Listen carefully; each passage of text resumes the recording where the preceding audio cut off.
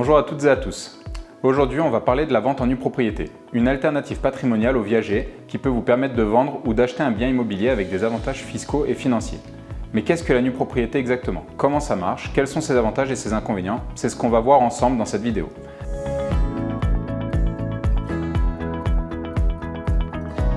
La nue propriété désigne le droit de propriété que possède le nu propriétaire d'un bien immobilier. Ce droit exclut la possibilité d'utiliser le bien ou d'en percevoir les revenus locatifs lorsque le bien est mis en location. Le nu propriétaire n'a donc pas l'usufruit du bien. Cette division renvoie à la notion de démembrement de propriété. La vente en nue propriété est une vente d'un bien immobilier dont le vendeur conserve l'usufruit, c'est-à-dire le droit d'utiliser le bien ou d'en percevoir les revenus. Le nu propriétaire acquiert le bien sans pouvoir en jouir, mais il peut le transmettre à qui il veut. La vente en nue propriété peut être viagère ou temporaire. Dans le cas d'une vente viagère, l'usufruit est cédé jusqu'au décès du vendeur. Dans le cas d'une vente temporaire, l'usufruit est cédé pour une durée déterminée à l'avance, généralement entre 10 et 20 ans.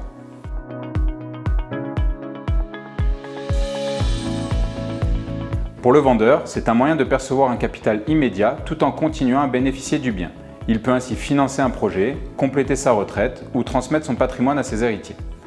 Pour l'acquéreur, c'est une opportunité d'investir dans l'immobilier à un prix réduit, puisque le bien est vendu avec une décote de 30 à 50% par rapport à sa valeur en pleine propriété. Il profite également d'une fiscalité avantageuse, puisqu'il n'a pas à payer la taxe foncière, la taxe d'habitation ou l'IFI, impôt sur la fortune immobilière.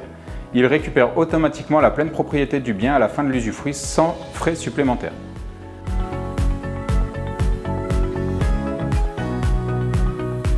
Pour le vendeur, le risque principal est de se retrouver démuni en cas de besoin de liquidité, puisqu'il a déjà perçu le prix de la vente et qu'il ne peut pas vendre son usufruit. Il doit également s'assurer que le nu propriétaire respecte ses droits et ne lui cause pas le trouble dans la jouissance du bien.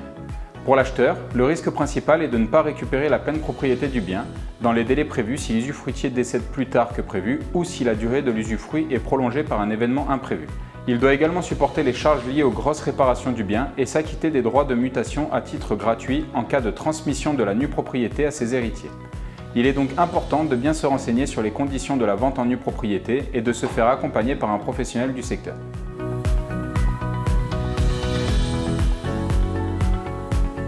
Pour le vendeur, l'avantage fiscal est de ne pas être imposé sur la plus-value réalisée lors de la vente, puisqu'il conserve l'usufruit du bien. Il peut également bénéficier d'un abattement sur les droits de donation s'il cède la nue propriété à ses héritiers. Pour l'acheteur, l'avantage fiscal est de payer un prix d'achat inférieur à la valeur du bien en pleine propriété, ce qui réduit le montant des frais de notaire et des droits d'enregistrement. Il peut également déduire ses intérêts d'emprunt de ses revenus fonciers s'il achète à crédit et que l'usufruit est détenu par un bailleur social ou par un bailleur redevable de l'impôt sur le revenu. Il n'est pas soumis à l'IFI, à la taxe foncière ni à la taxe d'habitation qui sont à la charge de l'usufruitier. En cas de revente, il bénéficie d'un calcul avantageux de la plus-value basé sur la valeur du bien en pleine propriété au moment de l'achat et non sur le prix décoté qu'il a payé.